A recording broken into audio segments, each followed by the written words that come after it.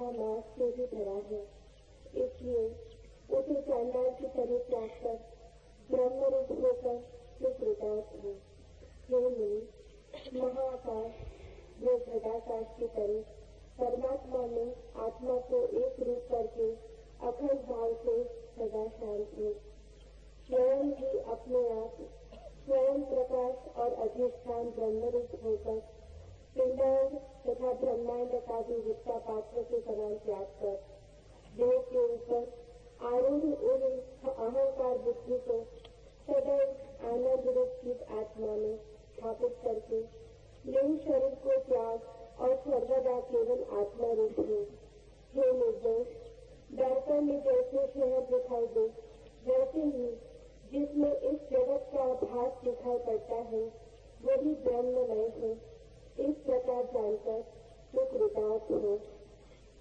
Be fulfilled by becoming one with the Supreme after you have renounced this body as a Pariha, Chandal, born of the dirt of the parents and itself full of dirt and flesh. Also, be ever in peace without interruption by making the self one with the Supreme, as the ether in the earthen jar is one with the great ether, Mahakash.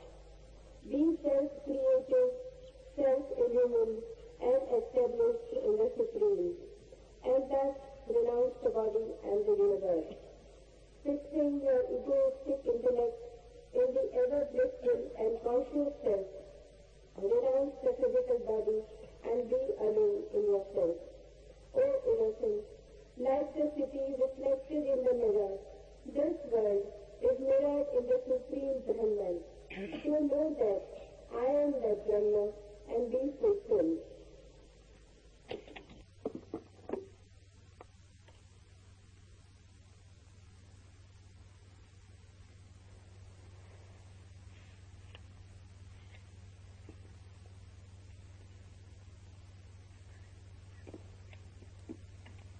शरीर को भी हम बाहर से ही जानते हैं। जैसे कोई किसी महल के बाहर घूम ले, दीवारों का बाहरी रूप देख ले और समझे कि यही महल है, ऐसा ही हम अपने शरीर को भी बाहर से देखते हैं। बाहर से दिखाई जो पड़ता है शरीर वही नहीं है। शरीर को भीतर से देखकर तत्क्षण शरीर से छुटकारा हो जाता है। बाहर से तो शरीर का जो रूप दिखाई पड़ता है वो ढका हुआ आवृत रूप है। भीतर से शरीर की वस्तु स्थिति दिखाई पड़ती है, जैसा शरीर है। बुद्ध अपने साधकों को भेजते थे मरघट, लाशों को देखने के लिए, हड्डियों को देखने के लिए, खोपड़ियों को देखने के लिए। शरीर भीतर से वैसा है, सब ढका है चमड़ी के आवरण में। अन्यथा शरीर से इतनी आसक्ति, इतना मोह, इतना ममत्व पैदा न हो।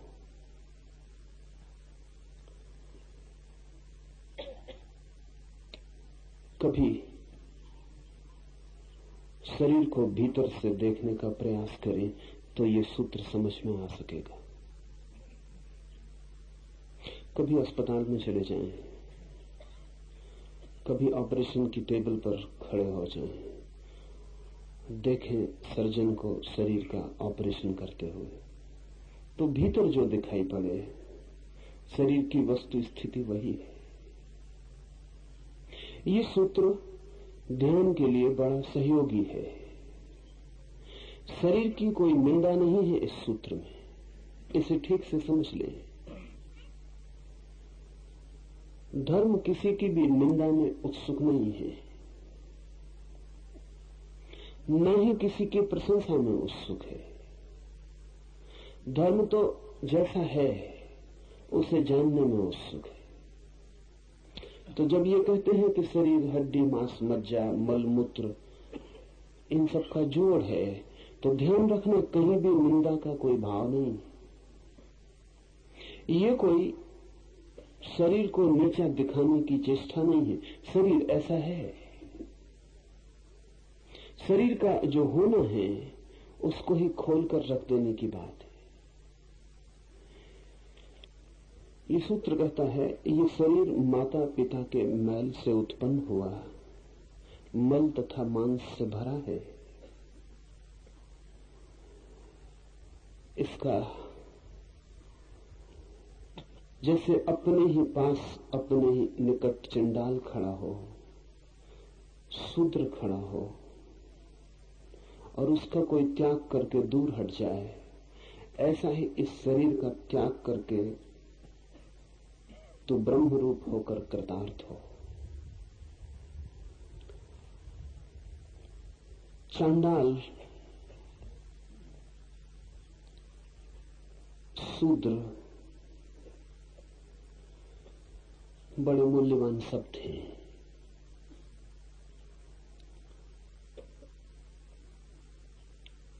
प्राचीन भारतीय मनोविज्ञान कहता है कि जो व्यक्ति भी अपने को शरीर मानता है वो शूद्र है। शूद्र का अर्थ है जिसने अपने को शरीर मान रखा है। ब्राह्मण का अर्थ है जिसने अपने को ब्रह्म जान लिया। ब्राह्मण कोई ब्राह्मण के घर में पैदा होने से नहीं होता, न ही कोई शूद्र किसी शूद्र के घर में पैदा होने से शूद्र होता है। शूद्रता का और ब्राह्मणत्व का कोई भी संबंध घरों से नहीं है, परिवारों से नहीं। शूद्र एक मनोदशा है, ब्राह्मण भी एक मनोदशा है। सभी लोग शूद्र की तरह पैदा होते हैं, कुछ ही लोग ब्राह्मण की तरह होकर मर पाते हैं। सारा जगत शूद्र है। शूद्र अर्थात जगत में सभी लोग अपने को शरीर मानकर जीते। ब्राह्मण को खोजना बहुत मुश्किल है।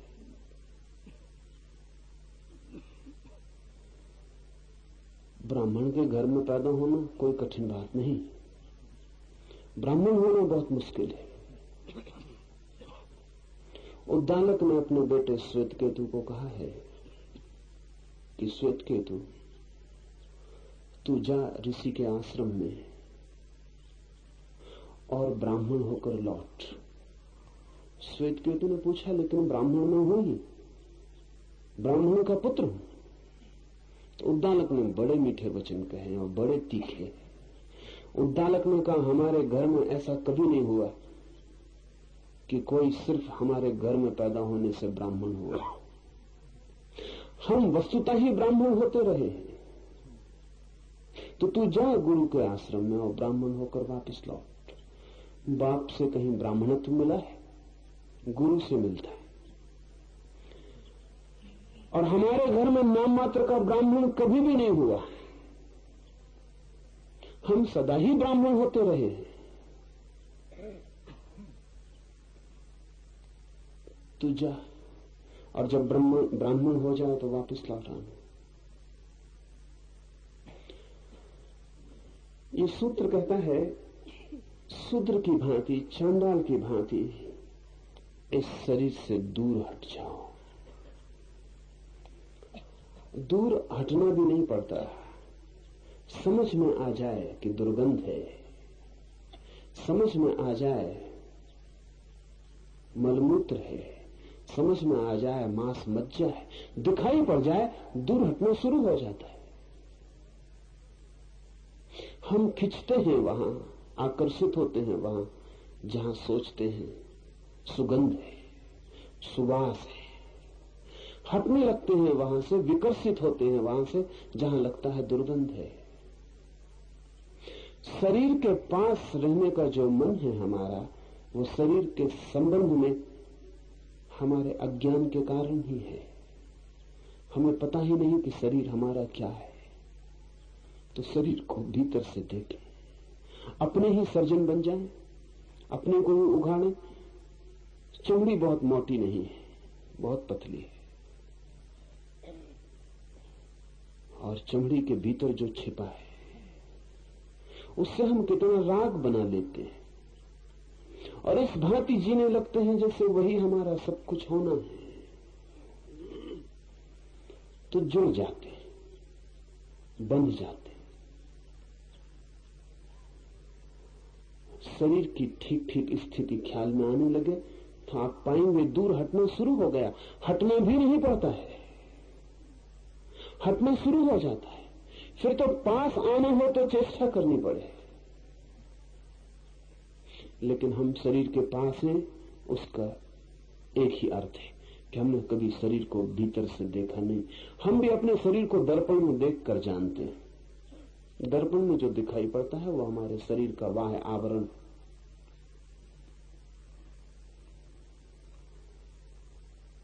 बड़ा अच्छा हो कि विज्ञान ऐसे यंत्र ईजाद कर सके जिससे एक्सरे की मशीन है। आज नहीं कल विज्ञान ऐसे यंत्र बना ले कि उनके सामने आदमी खड़ा हो जाए तो जैसा वो भीतर से है पूरा का पूरा हड्डी मांस मज्जा मलमूत्र सब दिखाई पड़ जाए। तो वैसे यंत्र बड़े काम के हो सकते। आपको अपने शरीर की पूरी स्थिति पता चल जाए, आप तत्क्षण पाएंगे आत्मा और शरीर के बीच फासला हो गया। वो जो सेतु थे टूट गए, जो जुड़ाव था वो मिट गया और दूरी बढ़ने लगी।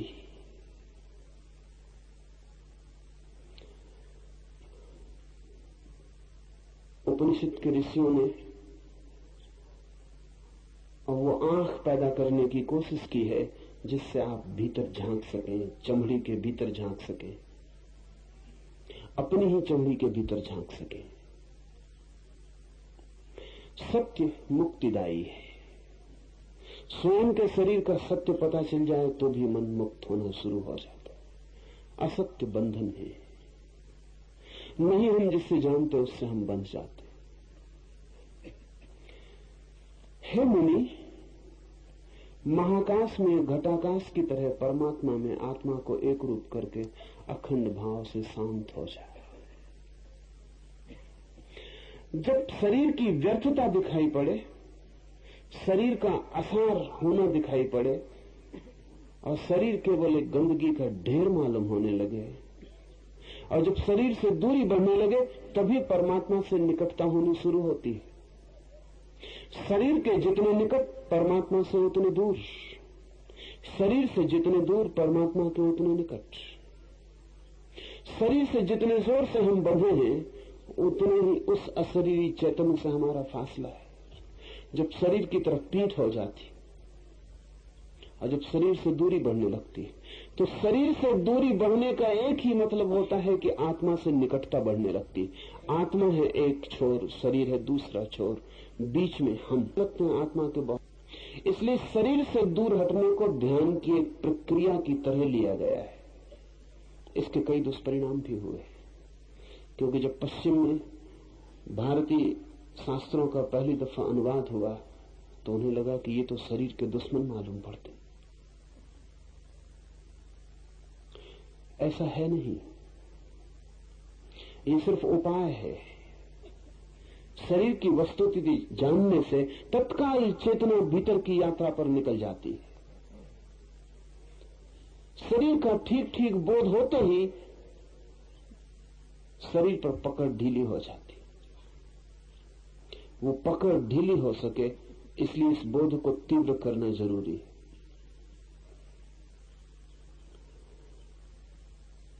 मृत्यु पर चिंतन, शरीर की वस्तु स्थिति पर मनन, उघाड़ कर शरीर का जो रूप है उसे आंख के सामने कर लेना, विधियां हैं ध्यान की। इनसे आदमी भीतर की तरफ सरकना शुरू हो जाता है और वो सरकना सहज हो जाता है, उसके लिए चेष्टा नहीं करनी पड़ती। अगर आप शरीर को बिना समझे भीतर की तरफ जाना चाहते हैं तो अति कठिनाई होगी, क्योंकि मन तो शरीर में लगा ही रहेगा, जुड़ा ही रहेगा। बुद्ध का एक भिक्षु एक गांव से निकलता है, सुंदर है बहुत, ध्यान ने उसके सौंदर्य को और भी गरिमा दे दी है। मौन भीतर सघन हुआ है तो उस मौन की किरणें उसकी आंखों और उसके चेहरे से और भी प्रकट होने लगी। वह आभा मंडित हो गया है। एक वेश्या उस पर मोहित हो जाती। रविन्द्रनाथ ने एक बहुत मधुर गीत इस घटना पर लिखा है। वो वेश्या उतर के अपने महल से नीचे आती है और उस भिक्षु को निवेदन करती है कि उसके महल में एक रात विश्राम कर ले। वो भिक्षु कहता है, निमंत्रण अस्वीकार करना हमारा नियम नहीं, आऊंगा, लेकिन अभी समय नहीं आया। जब तुम्हारे शरीर की वास्तविक स्थिति प्रकट हो जाएगी तब मैं आऊंगा।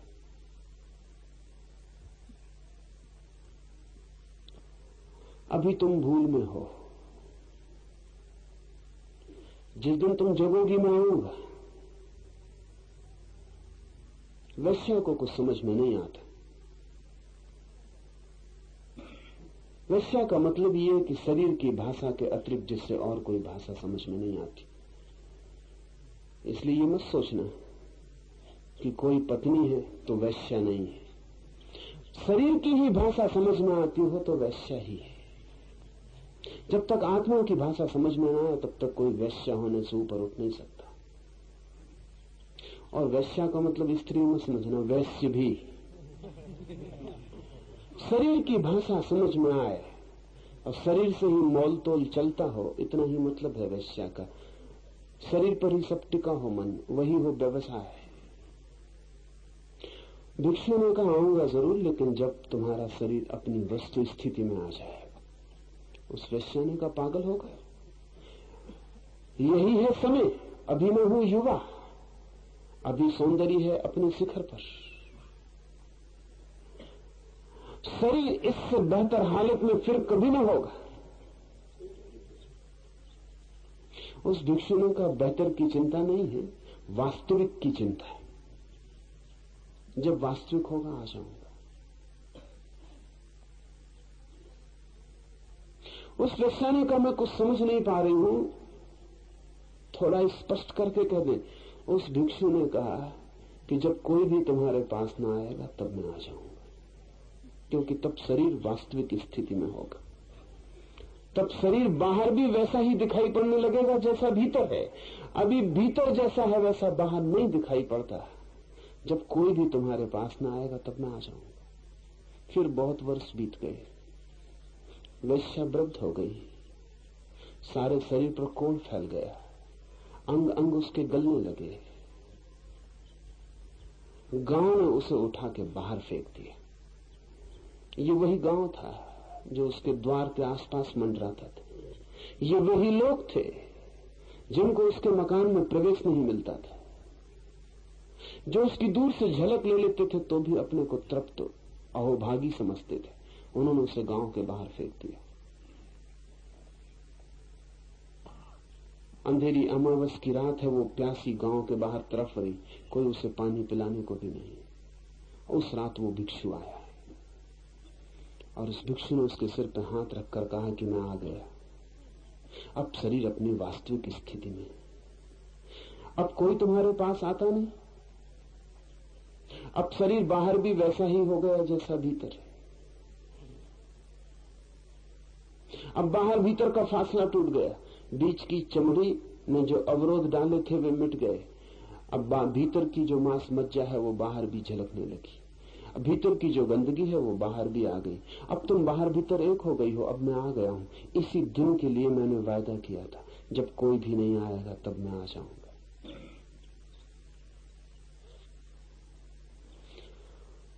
रही मेरी बात, उस भिक्षु ने कहा, मुझे तो उस दिन भी ये दिखाई पड़ता था जो आज बाहर आ गए, तुम्हें नहीं दिखाई पड़ता था। मैं तो उस दिन भी तुम्हारे घर मेहमान हो सकता था, मुझे कोई अड़चन न थी। तुम्हें भ्रांति और बढ़ जाती कि अब तो भिक्षु भी मेरे घर मेहमान होने लगे। मेरी कोई अड़चन न थी, उस दिन भी आ जाता। क्योंकि उस दिन भी मैं यही देख रहा था जो आज तुम्हें दिखाई पड़ रहा है। जो आज पूरे गांव ने देख लिया वो मैंने उस दिन भी देख लिया था। लेकिन वो वैश्या वहां बाहर पड़ी भी अपने शरीर को नहीं देख रही। आंख बंद करके वो उन्हीं दिनों का स्मरण कर रही जब शरीर सुंदर था, जब गांव में गरिमा थी, गौरव था। बुढ़ापे में भी लोग जवानी का चिंतन करते। शरीर भी अपनी सच्चाई को प्रकट कर देता है तो मन से ढांकते रहते हैं। चमड़ी भी साथ नहीं देती अब तो आंखें बंद कर लेते और भीतर वो जो बीत गया उसका रस लेते रहते। बूढ़ा भी जब जवानी का रस लेता है तो समझना कि वो शूद्र ही मरेगा, और जब जवान भी बुढ़ापे को आने के पहले ही शरीर में देख लेता है तो समझना कि ब्राह्मण होकर मरेगा। मरता हुआ आदमी भी जब जीवन की ही वासना लिए रहता है तो समझना कि शूद्र है, और भरी जवानी में भी आदमी जब मृत्यु को देखने लगता है तो समझना कि ब्राह्मण का जन्म शुरू हो गया। और ये जरूरी है कि शरीर की ये वास्तविकता हमें दिख जाए तो हमारी पीठ हो जाए इसकी तरफ और मुंह हमारा उस तरफ हो जाए जहां चैतन्य है। मुनि, महाकाश में घटाकाश की तरह परमात्मा में आत्मा को एक रूप करके अखंड भाव से सदा शांत रहो। मोड़ लो मुंह अपना शरीर से और फिर देखो उस महाआकाश की तरफ। वो महाआकाश निकट ही है। एक घड़ा रखा हो, जमीन पर हम उसे उल्टा रखते हैं तो घड़ा आकाश की तरफ देखे पर उसे दिखाई पड़ेगी केवल मिट्टी की देह, आकाश दिखाई नहीं पड़ेगा। घड़े को उल्टा रख दिया जमीन पर, वो आकाश की तरफ देखे उसे क्या दिखाई पड़ेगा? उसे दिखाई पड़ेगी अपनी ही मिट्टी की परत, अपनी देह, अपना शरीर। आकाश दिखाई नहीं पड़ेगा। फिर घड़े को हम सीधा रख दें और घड़ा आकाश की तरफ देखे, मुंह आकाश की तरफ है, तो अब घड़ा देख पाएगा कि देह में नहीं हूं, और अब घड़ा ये भी देख पाएगा कि जो छोटा सा आकाश मेरे भीतर है वही आकाश बाहर है, और हम दोनों के बीच कहीं भी कोई अंतराल नहीं। हम दोनों अविच्छिन्न हैं। सतत मैं ही फैलता चला गया हूं इस आकाश में। सतत ये आकाश ही मुझ तक चला आया है और बीच में कहीं कोई अवरोध, कहीं कोई सीमा, कहीं कोई दीवार नहीं। ठीक ऐसी ही घटना घटती जब आप शरीर की तरफ देख रहे होते हैं तो आप उल्टे घड़े की तरह रखें, आपको शरीर दिखाई पड़ता है। जब आप शरीर से मुंह मोड़ते हैं आप सीधे घड़े की तरफ हो गए।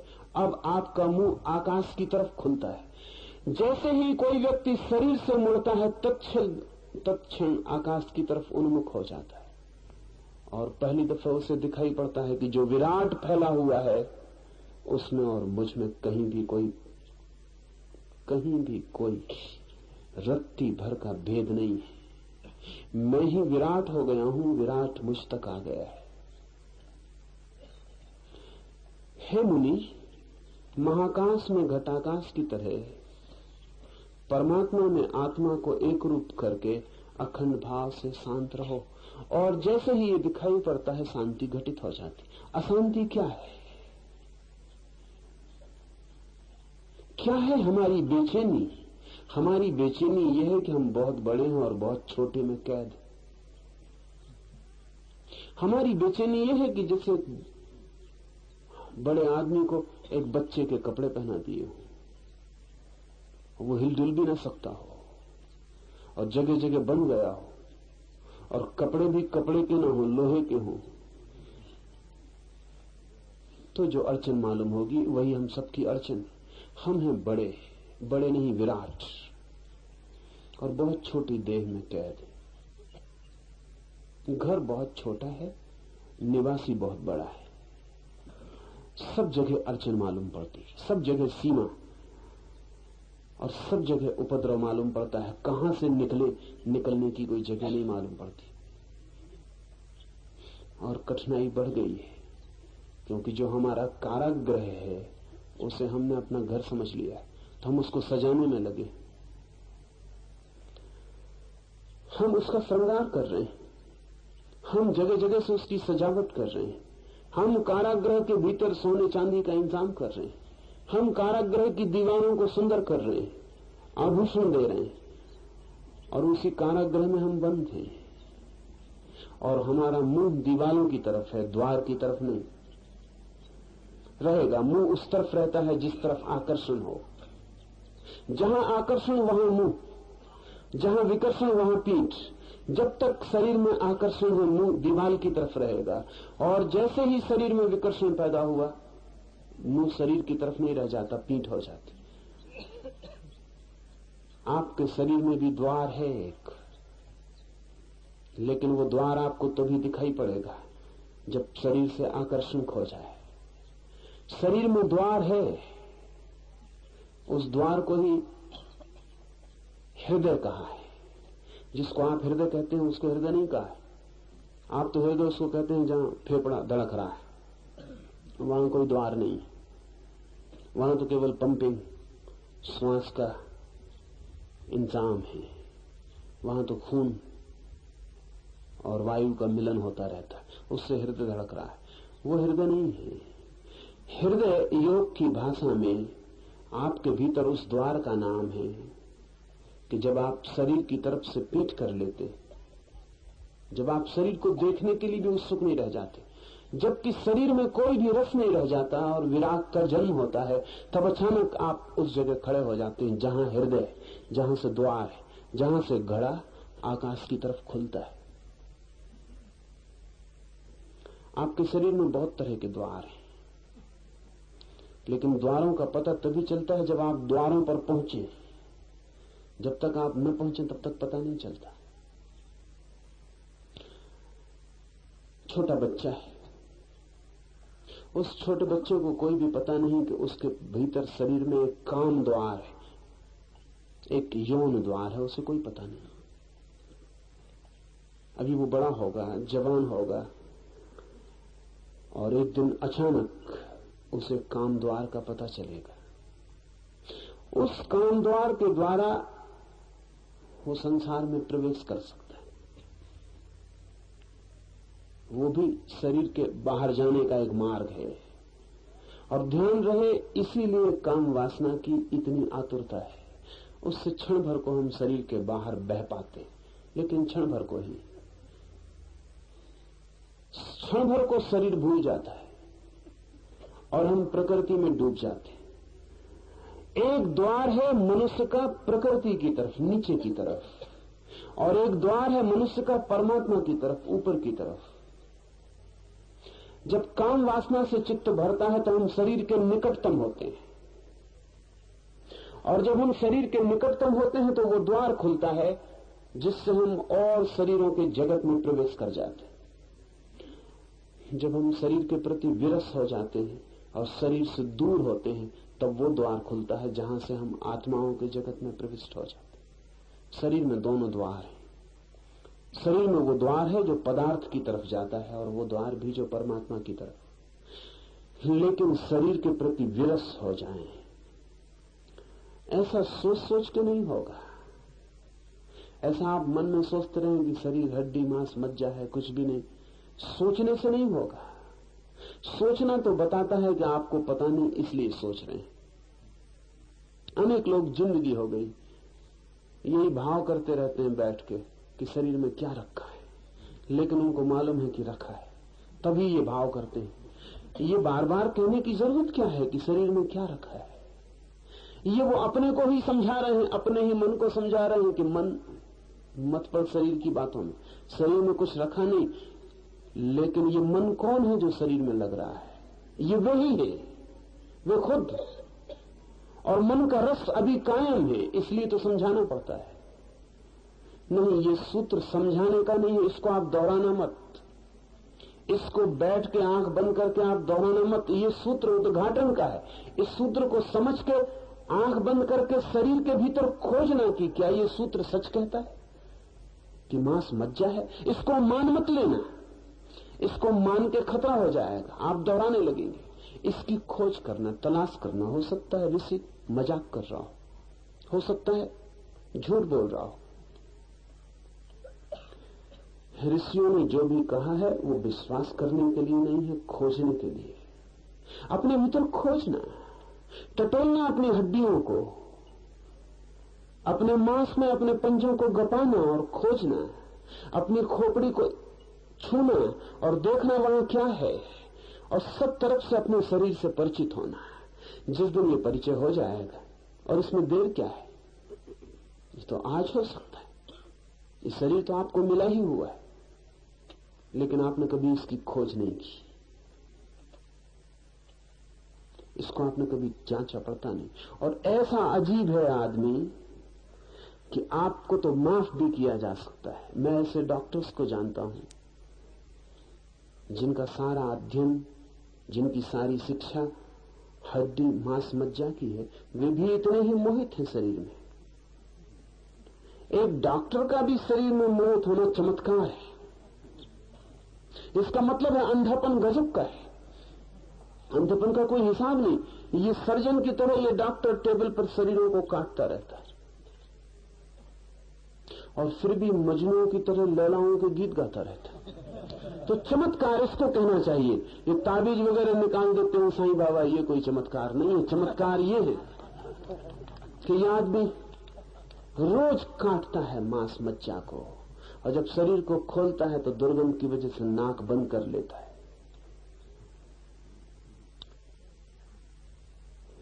एक एक हड्डी से, एक एक नस से परिचित है। भीतर सुंदर जैसा कुछ भी नहीं है।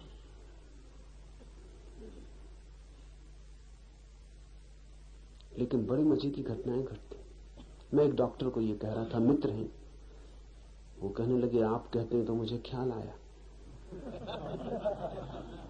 मैं एक स्त्री का ऑपरेशन कर रहा था, और जब मैंने उसका पेट खोला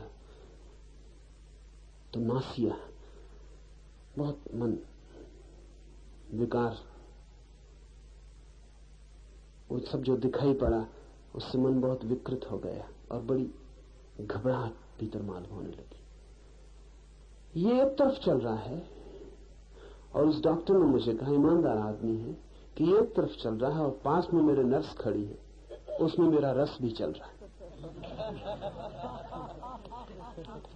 इधर पेट खोल के रखा हुआ हूं, इसको जल्दी किसी तरह निपटाऊं, क्योंकि उस नर्स के साथ मुझे सिनेमा देखने जाना। ये है आदमी का मन। हम अपने को धोखा देने में इतने कुशल हैं। ये भी वही करेगा। ये जाके अभी नर्स का हाथ हाथ में ले लेगा और बिल्कुल भूल जाएगा कि हाथ क्या है।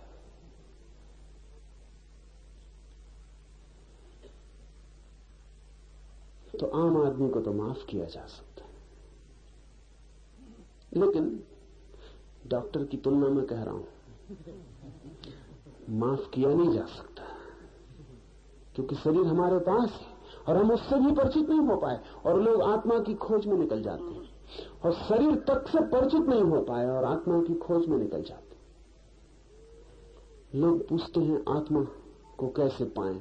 कृपा करके पहले शरीर को तो ठीक से जान लें, जो बहुत निकट और करीब है। इससे तो परिचित हो जाए, और इससे परिचित होना ही आत्मा की तरफ उठने की सीढ़ी बन जाती, क्योंकि जो इससे परिचित हुआ वो फिर इसकी तरफ विमुख हो जाता है, और जो शरीर से होता है विमुख वो आत्मा की तरफ उन्मुख हो जाता है। तब उसका मुंह आत्मा की तरफ हो जाता है। और जब आकाश मिलता है भीतर के इस छोटे से घटा आकाश से, तो जो घटना घटती है उसका नाम शांति।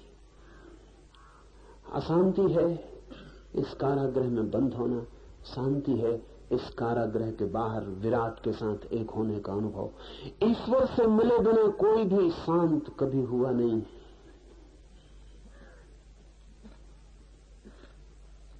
इसलिए जब जितने भी आप उपाय करते हैं शांत होने के, वो व्यर्थ जाएंगे। कमोबेश अशांति हो सकती है, कभी अशांति ज्यादा कभी कम, बस जिसको आप शांति कहते हैं वो कम अशांति का ही नाम है, इससे ज्यादा नहीं। नॉर्मल अशांति, साधारण अशांति हो तो आदमी कहता सब शांत, सब ठीक चल रहा है। अशांति थोड़ी बढ़ जाती तो थोड़ी दिक्कत मालूम होती है। मनस्वित कहते हैं कि हमारा धंधा कुल इतना है कि हम तुम्हें सामान्य रूप से पागल रख सके। दो तरह के पागल हैं दुनिया में, बस दो ही तरह के आदमी ही हैं। असाधारण रूप से पागल, उनको हमें पागल खाने में रखना पड़ता है। साधारण रूप से पागल दुकानों में, दफ्तरों में, सब जगह बैठे हुए। इनके बीच जो फर्क है वो डिग्री का, मात्रा का। इनमें से कोई भी उचक के दुकान से एकदम पागल खाने में जा सकता है, कोई अड़चन नहीं। जरा मात्रा बढ़ाने की जरूरत है और आप रोज कई दफा पागल खाने के करीब हो जाते। जब आप क्रोध से भर जाते तो आप क्षण भर के लिए पागल हो गए। आप में और पागल में कोई फर्क नहीं, आप वो काम करेंगे जो पागल करता है। बस फर्क इतना ही है कि आप कभी कभी ऐसा होते हैं। ये पागलपन जो है आपका कभी कभी आता है, किसी का स्थिर हो गया है, जाते ही नहीं, ठहर गया। आप थोड़े तरल पागल, लिक्विड, बहते रहते हैं। कोई ठोस हो गया, बर्फ की तरह जम गया। मनस्वित कहते हैं कि हमारा कुल काम इतना है कि जो जरा ज्यादा आगे चले गए पागलपन में, उनको जरा पीछे ले आना और सामान्य भीड़ के साथ खड़ा कर देना। इससे ज्यादा हम कुछ कर नहीं सकते। एडजस्टमेंट कर सकते हैं कि वापस साल 2 साल समझा बुझा के दवा दारू से वापस बिठा देना वहीं जहां वो पहले अपनी दुकान में बैठे थे। इतना पागलपन जिससे कि काम में बाधा न पड़े, काम चलता जाए। अशांति हमारा स्वभाव बन गई है और स्वाभाविक है ऐसा होना, क्योंकि शांत होने का एक ही अर्थ है। जब गंगा सागर में गिरती है, उन दोनों के बीच जो घटना घटती है उसका नाम है शांति। जब आपकी सरिता भी सागर में गिरती, तब जो घटना घटती उस मिलन के क्षण में, उसका नाम है शांति। परमात्मा से मिले बिना कोई शांति नहीं। स्वयं ही अपने आप स्वयं प्रकाश और अधिष्ठान ब्रह्म रूप होकर पिंडांड तथा ब्रह्मांड का भी विष्टा पात्र के समान त्याग कर दे। न केवल इस शरीर को त्याग कर देना है, बल्कि ये जो विराट शरीर दिखाई पड़ रहा है, ब्रह्मांड, ये जो बड़ा जगत दिखाई पड़ रहा है, छोटे रूप में आदमी तस्वीर है बड़े जगत की। आपके बाहर फैला हुआ एक शरीर है, वो आपकी देह, भीतर छिपा हुआ चिदात्मन ज्योति है आत्मा की। ठीक ऐसे ही इस पूरे विराट का शरीर है जगत, और उसके भीतर छिपा हुआ ब्रह्म। इस शरीर का तो त्याग कर ही देना है।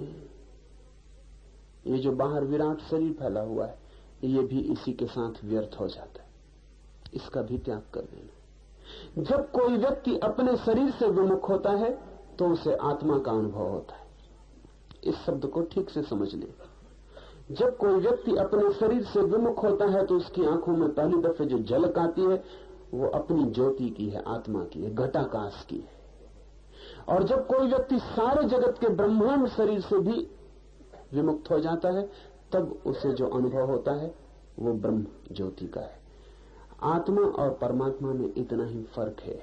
आत्मा का मतलब है आपको छोटी सी ज्योति का अनुभव हुआ, परमात्मा का अर्थ है अब आप महासूर्य के समक्ष खड़े हो गए। अपने शरीर से छूटकर आत्मा का अनुभव होता है और ब्रह्मांड से छूटकर परमात्मा का अनुभव होता है, पर दोनों में मात्रा का ही फर्क है। इसलिए जो आत्मा तक पहुंच गया उसे कोई अड़चन नहीं है, उसे कोई बाधा नहीं है, वो दूसरी छलांग भी आसानी से ले सकता है। देह के ऊपर आरूढ़ हुए अहंकार बुद्धि को सदैव आनंद रूप चिदात्मा में स्थापित करके लिंग शरीर को त्याग और सर्वदा केवल आत्मा रूप हो। सतत ये मुख आकाश की तरफ बना रहे, यही संन्यास का अर्थ है।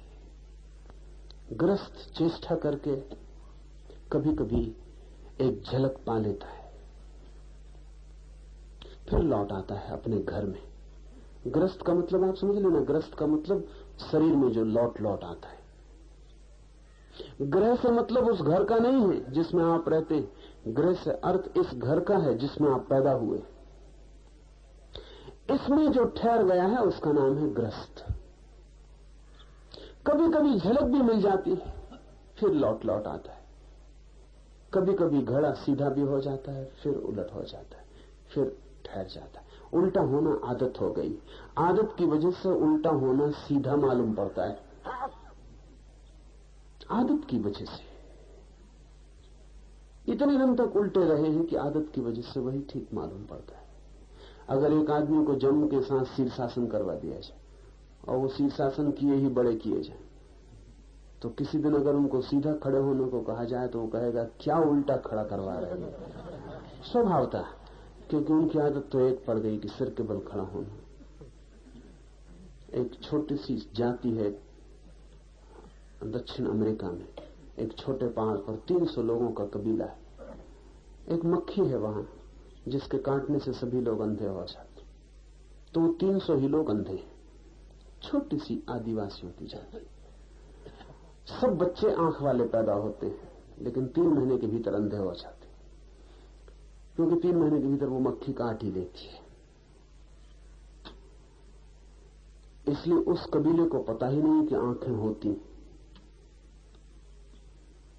और 3 महीने के बच्चे को तो क्या पता चलेगा कि आंखें, बाकी तो सब अंधे हैं। 3 महीने के भीतर हर बच्चा अंधा हो ही जाएगा। अगर उस कबीले में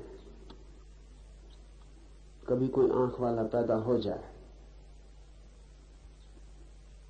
तो निश्चित ही उस कबीले के डॉक्टर उसकी आंखों का ऑपरेशन कर देंगे, क्योंकि बिल्कुल अस्वाभाविक मालूम पड़ेगा। आंख कहीं होती, किसको होती? किसी को नहीं होती।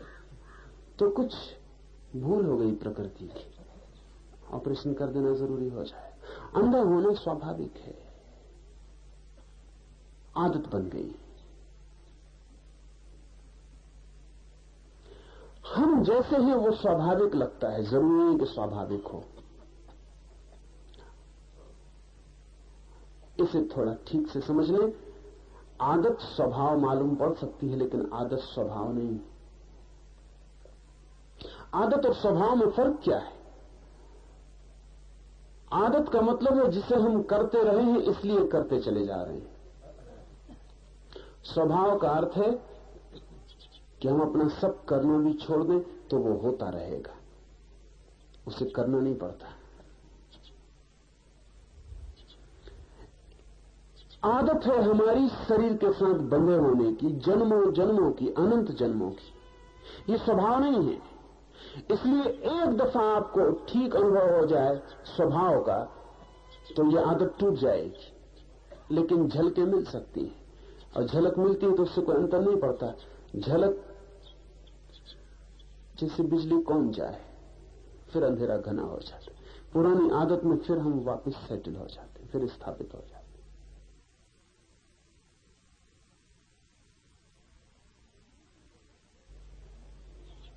सन्यासी का अर्थ है जिसने ये निर्णय लिया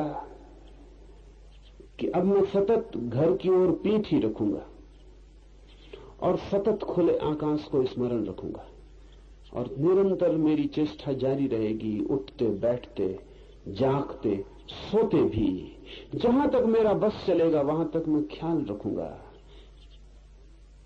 कि मेरा मन शरीर से न जुड़े, मेरी आत्मा उस विराट सागर में प्रवाहित होती रहे, बहती रहे। और जब मैं कहता हूं बहती रहे तो सिर्फ शब्द नहीं कह रहा हूं। जब आप इसका प्रयोग करेंगे तो आपको लगेगा ही कि आप सतत बह रहे हैं। जैसे ही आपका मुंह आत्मा की तरफ होगा आपको लगेगा आप सतत उंडे ले जा रहे हैं, आप गंगा की तरह सागर में गिर रहे हैं। ये स्मरण बना रहे, ये सतत स्मरण बना रहे। हे निर्दोष, दर्पण में जैसे शहर दिखाई दे वैसे ही जिसमें इस जगत का भास दिखाई पड़ता है वही ब्रह्म में हूं, इस प्रकार जानकर तू कृतार्थ हो। जिससे दर्पण में प्रतिबिंब दिखाई पड़ता है, लेकिन दर्पण में जो प्रतिबिंब दिखाई पड़ता है वो वास्तविक नहीं, वास्तविक तो दर्पण है जिसमें प्रतिबिंब दिखाई पड़ता है। लेकिन आपको ख्याल हो या ना हो, जब आप दर्पण देखते हैं तो दर्पण नहीं दिखाई पड़ता, प्रतिबिंब दिखाई पड़ता है। जब आप दर्पण के सामने खड़े होते हैं तो आपने कभी ख्याल किया कि आप दर्पण देख रहे हैं? आप चेहरा देख रहे होते, दर्पण नहीं देख रहे होते। और जो चेहरा दिखाई पड़ता है वो बिल्कुल नहीं है, वहां बिल्कुल नहीं है, और जो है वो बिल्कुल दिखाई नहीं पड़ता। अगर ऐसा दर्पण बनाया जा सके जिसमें आपको चेहरा न दिखाई पड़े तो दर्पण आपको दिखाई ही नहीं पड़ेगा। वो तो चेहरा दिखाई पड़ता, इससे आप अनुमान करते हैं कि दर्पण है। दर्पण आप अनुमान करते हैं कि है क्योंकि चेहरा दिखाई पड़ रहा है, लेकिन दिखाई चेहरा पड़ता है, दर्पण दिखाई नहीं पड़ता। हाँ, दर्पण में कुछ अशुद्धि हो तो बात अलग, जितना शुद्ध दर्पण हो उतना कम दिखाई पड़ेगा। अगर हम बिल्कुल निर्दोष दर्पण बना सकें तो हमें दिखाई ही नहीं पड़ेगा। महाभारत की सारी कथा ऐसे ही निर्दोष दर्पण के बनने से हुई। किया था मजाक, मजाक महंगा पड़ा। दुर्योधन और उसके सारे भाई अंधे बाप के बेटे थे, तो मजाक किया था। मजाक अच्छा भी नहीं था, क्योंकि जिस मजाक से दूसरे को चोट पहुंचे वो मजाक कम, हिंसा ज्यादा हो जाती। तो पांडवों ने बनाया था एक मकान, निमंत्रित किया था अपने चचेरे भाइयों को। मकान में ऐसे दर्पण लगाए थे जो बड़े निर्दोष थे। दर्पण इतने निर्दोष थे कि दिखाई ही नहीं पड़ते थे कि दर्पण है।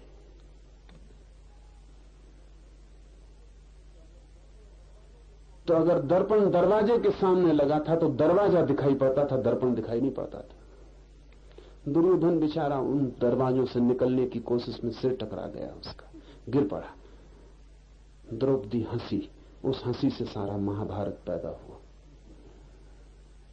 उस हंसी का बदला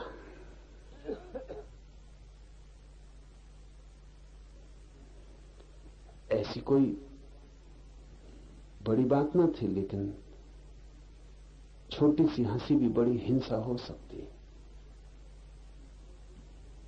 इसलिए द्रौपदी को फिर भरी सभा में नग्न करने की कोशिश का जिम्मेवार अकेला दुर्योधन नहीं है, द्रौपदी की हंसी भी उसमें सम्मिलित। मूल कारण वही है, अंधे का बेटा है इसलिए दिखाई नहीं पड़ता है।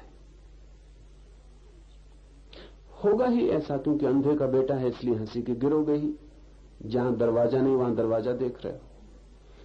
पर बात कुल इतनी थी कि बहुत निर्दोष दर्पण का उपयोग किया गया था, तो दर्पण तो दिखाई नहीं पड़ता, जो प्रतिबिंब पड़ता है वही दिखाई पड़ता है। ऋषि कहता है, हे निर्दोष, दर्पण में जैसे प्रतिबिंब दिखाई दे वैसे ही जिसमें इस जगत का भास दिखाई पड़ता है, भीतर जो हमारी आत्मा है वो निर्दोष दर्पण है।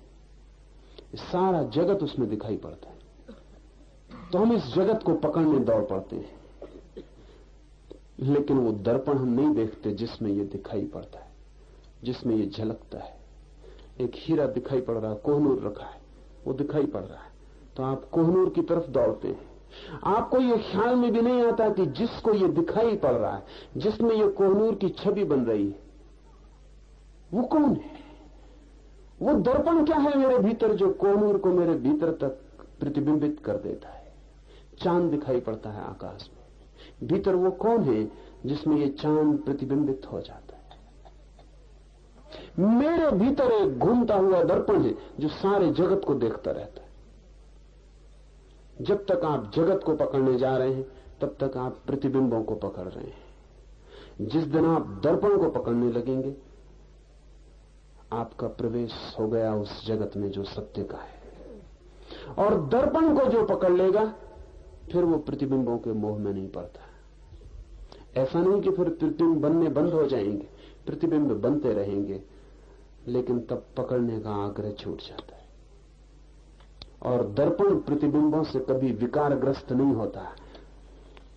चाहे आप कितने संसारों में भटकते रहे हो, आपका दर्पण निर्दोष बना रहता है। इसे थोड़ा समझ लें। इसीलिए कहा है हे निर्दोष, ये आपसे कहा है हे निर्दोष।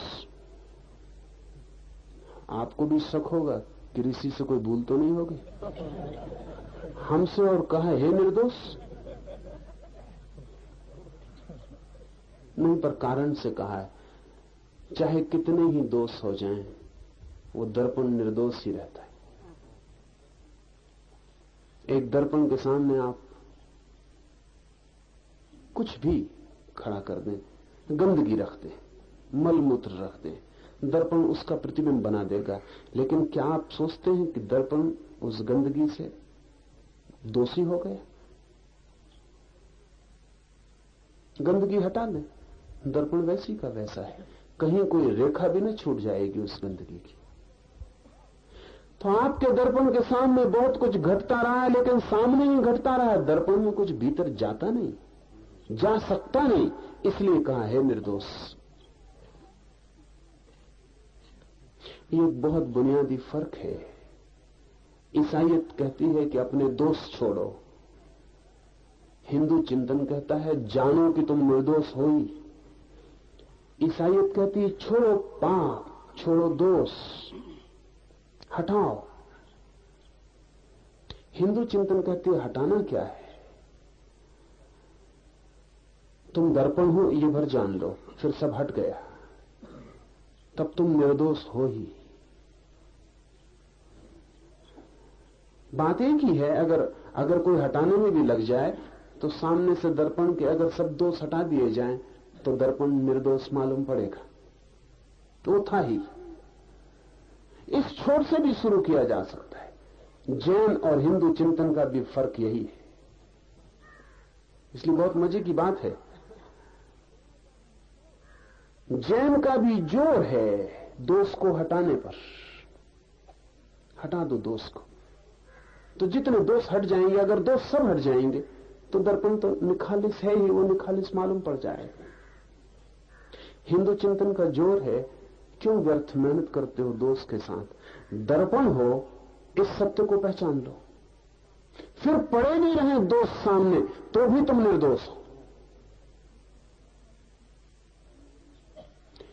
इसलिए जैनों को ऐसा लगता रहा है, ईसाईयत को भी लगता है कि हिंदू विचार थोड़ा खतरनाक है, क्योंकि इसमें फिर नीति पाप पुण्य के लिए बहुत जगह नहीं रह जाती। खतरनाक है, जितना गहरा सत्य होगा उतना खतरनाक हो जाता है,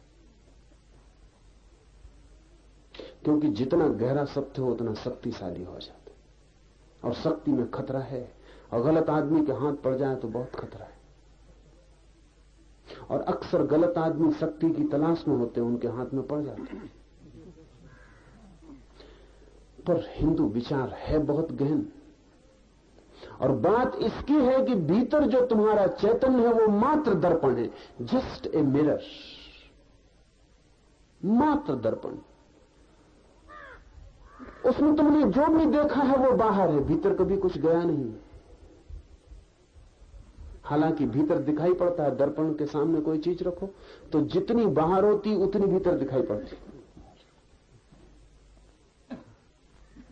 किरणों के अनुपात का नियम, जितनी बाहर होती है उतनी भीतर दर्पण में दिखाई पड़ती है। तो एक बड़े मजे का सूत्र आप ख्याल में ले लें, जो बात आपको जितनी भीतर दिखाई पड़े जान लेना आपसे उतनी ही बाहर है। अगर कोई बात आपको बिल्कुल भीतरी मालूम पड़े तो बिल्कुल पक्का समझ लेना कि इससे ज्यादा बाहरी चीज खोजनी मुश्किल है।